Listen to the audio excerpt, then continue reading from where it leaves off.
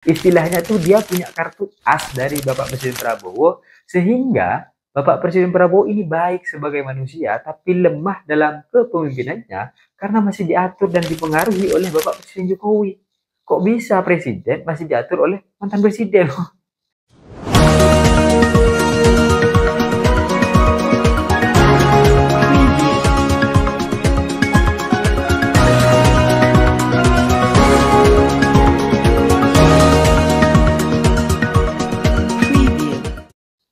Hai korban ghosting. Kalau kita pernah dengar lagu bahwa aku yang dulu bukan ialah yang sekarang. Nah, ini sama.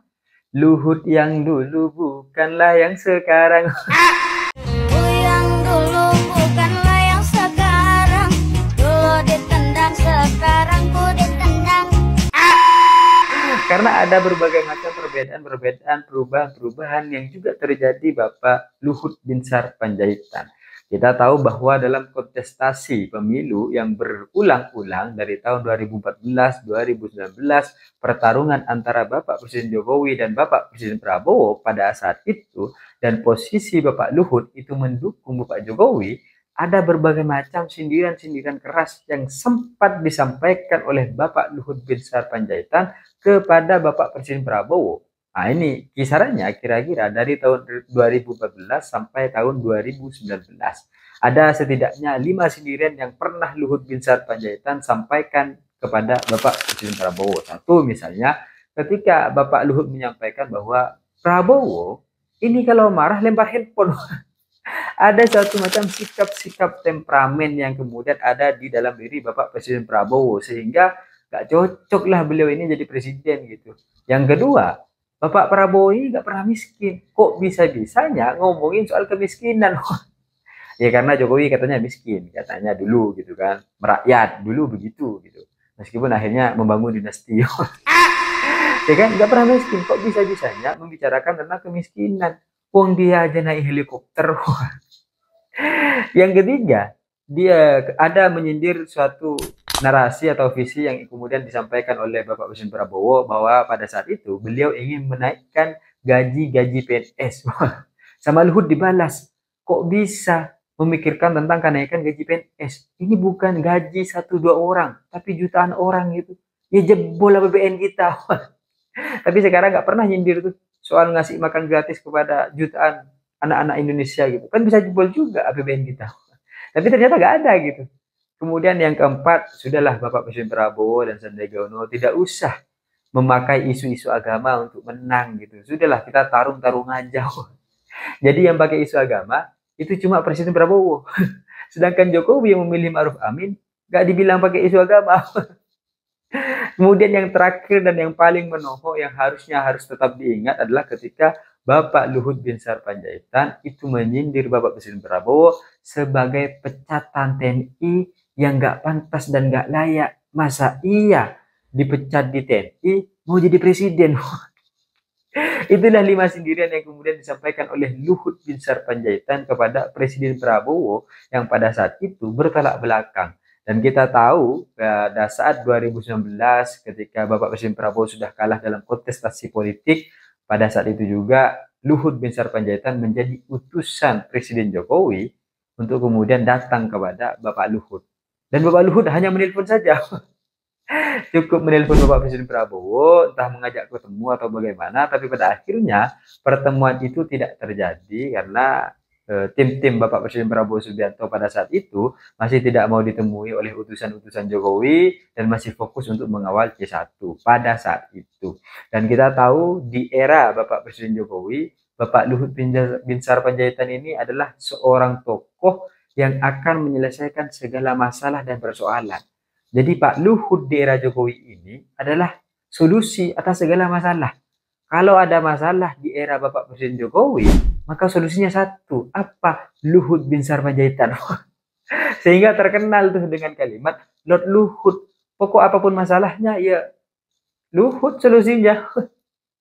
Ini menyelesaikan masalah tanpa masalah gitu. Pada saat itu, sehingga wajar saja kalau pada saat itu di era kepemimpinan Pak Presiden Jokowi, ketika ada masalah dan persoalan pasti dipimpin oleh Luhut. Pokok pimpinannya Luhut pasti. Dan kita tahu bahwa Pak Luhut ini rasa-rasanya menjadi seorang yang kayaknya negara ini nih milik beliau gitu. Yang lain kontrak. Jadi kalau kita tahu lihat pasangan gitu kan sedang berjumpa mesra di tempat umum, di tempat publik gitu. Serasa dunia sudah milik mereka berdua gitu. Sama. Pak Luhut juga begitu. Serasa Indonesia ini milik beliau. Gak sesuai sama beliau, ya keluar aja dari Indonesia gitu. Terakhir pernyataannya adalah ketika ada semacam usulan, ya kan, ada semacam saran, ada semacam penyampaian-penyampaian yang disampaikan oleh Forum Jenderal Purnawirawan TNI bahwa ya kita ini perlu untuk kemudian melihat kembali. Bahkan salah satu poinnya adalah tentang pemakzulan Gibran Raka Buming Raka. Pak Luhut langsung merespon, ya kalau nggak mau taat konstitusi, keluar aja dari Indonesia. Kok bisa gitu kan? Emang negara ini punya dia, kok kalau nggak sesuai langsung keluar gitu kan? Dan mengatakan bahwa saran-saran itu adalah saran kampungan. Pokoknya dua pernyataan ini nih kayaknya menjadikan Luhut bahwa beliaulah pemilik negara ini, dan kalau nggak sesuai sama apa yang kemudian pemikiran beliau, ya sudah keluar aja lah dari Indonesia gitu kan. Ini kan sebenarnya tidak hanya terjadi hari ini, tapi sudah pernah terjadi sebelum-sebelumnya juga. Cuma memang yang paling terbaru adalah ketika beliau mengatakan kalau nggak mau taat konstitusi ya silahkan keluar dari Indonesia. Jadi para Forum Jenderal Purnawirawan ini suruh keluar lah gitu, karena mereka mengusulkan tentang pemakzulan Gibran Raka Buming Raka. Kalau kita tanya akhirnya kenapa sih Bapak Luhut ini bisa seberani itu di era Bapak Presiden Prabowo? Kalau mungkin di era Jokowi wajar beliau berani karena beliau adalah kepercayaan Jokowi, tapi sekarang kan eranya era Prabowo. Kok bisa beliau seberani itu gitu? Kenapa gitu? Dan kalau kita lihat dari berbagai macam hal yang ada satu pernyataan yang menarik dari Denjen Kopassus, Bapak Sunarko ya, mengatakan bahwa Bapak Luhut itu punya kartu truf, punya kartu kunci Bapak Presiden Prabowo. Istilahnya tuh dia punya kartu as dari Bapak Presiden Prabowo, sehingga Bapak Presiden Prabowo ini baik sebagai manusia tapi lemah dalam kepemimpinannya karena masih diatur dan dipengaruhi oleh Bapak Presiden Jokowi. Kok bisa presiden masih diatur oleh mantan presiden? Gak terima kita gitu sebagai teman-teman Bapak Presiden Prabowo. Nah, sederhananya begitu gitu. Sehingga dari kartu truf, kartu as, kartu kunci yang dimiliki oleh Luhut Binsar Panjaitan membuat beliau ya seberani itu, dan wajar saja kalau pada akhirnya dalam kepemimpinan Bapak Presiden Prabowo dikenal atau cukup kita bangun suatu hal di hadapan publik bahwa Bapak Presiden Prabowo masih terlalu dekat dengan Jokowi sehingga publik menafsirkan itu sebagai satu intervensi tertentu. Dan ini disampaikan oleh Denjen Kopassus, mantan jenderal, ya kan, Komando Jenderal Pasukan Khusus lagi. Dan itu disampaikan. Dari peristiwa-peristiwa ini akhirnya kita bisa melihat bahwa sebenarnya memang orang-orang di sekitar Prabowo ini tidak suka kalau Presiden Prabowo ini terlalu terlihat terintervensi dan tersandra oleh Bapak Presiden Jokowi. Dan ketika itu dilihat, dan kenapa akhirnya Bapak Presiden Prabowo ini tidak bisa keluar dari sandraan, karena Bapak Luhut memiliki kartu truf, kartu as, kartu kunci yang tidak semua orang punya, dan ini hanya diketahui oleh Bapak Luhut dan Bapak Presiden Prabowo. Hanya Prabowo lah yang punya alasan kenapa beliau tidak berani untuk menyelesaikan hubungan dengan berbagai macam orang-orang Jokowi. Katanya begitu. Sehingga dari peristiwa-peristiwa ini orang-orang Bapak Presiden Prabowo merasa kesal gitu, merasa tidak terima gitu. Biarlah Bapak Presiden Prabowo ini melaksanakan tugasnya dengan baik, biarlah Bapak Presiden Prabowo ini melakukan tindakan-tindakannya dengan baik.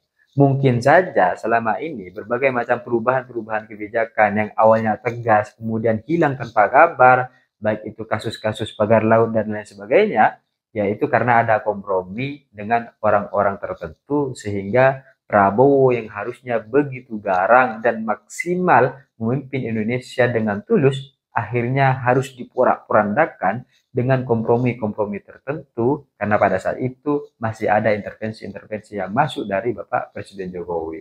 Sehingga hal-hal inilah yang kemudian menjadi masalah bagi orang-orang di lingkaran Bapak Presiden Prabowo Subianto. Mungkin saja Bapak Presiden Prabowo merasakan hal ini wajar, atau beliau sebenarnya juga merasa tersandra, tapi mau bagaimanapun ya gak bisa gitu. Kalau kartu asnya keluar, ya saya yang bahaya. Apalagi Bapak Luhut dulu pernah mengatakan bahwa ya Presiden Prabowo ini kan TNI yang dipecat gitu, masa menjadi presiden. dibersihkan namanya oleh Jokowi. Sehingga hal-hal inilah yang kemudian kita nggak tahu apa sebenarnya yang terjadi, maka akhirnya menjadi wajar kalau hari ini ada berbagai macam kebijakan yang awalnya garang, kemudian terlihat lebih kompromistis. Ya, hal-hal itu pasti karena ada hal-hal yang kemudian tidak bisa diungkapkan secara publik dan hanya kalangan-kalangan elitlah yang tahu. Jadi kalau ada pertengkaran-pertengkaran elit yang cukup serius akhir-akhir ini soal kondisi dan situasi politik-politik di Indonesia, ya karena hal-hal inilah yang kemudian memancing itu semua. Memancing orang-orang dekat Prabowo merasa dan ikut geram. Sampai kapan Bapak Presiden Prabowo ini terus begini gitu. Sedangkan ini adalah awal yang baik untuk memulai menata kembali bangsa kita setelah akhir-akhir tahun ini diporak-porandakan oleh berbagai macam kebijakan-kebijakan yang bermasalah. Jadi kalau Bapak Presiden Prabowo mengatakan outsourcing akan dihapus atau hal-hal lain, koruptor akan dikejar, kemudian terjadi perbedaan-perbedaan dan landingnya agak soft gitu kan, hilang tanpa kabar, nah ini berarti ada kompromi-kompromi yang terjadi dan membuat Bapak Presiden Prabowo tidak bisa leluasa untuk memimpin negara ini. Tapi apapun itu, kita tetap harus mendukung Presiden Prabowo Subianto ini agar dapat melakukan langkah-langkah yang memang baik dan dapat mensejahterakan rakyat Indonesia. Saya pikir itu cita-cita saya yang seperti Gibran, tapi saya sadar diri dan sadar posisi. See you, kawan posting.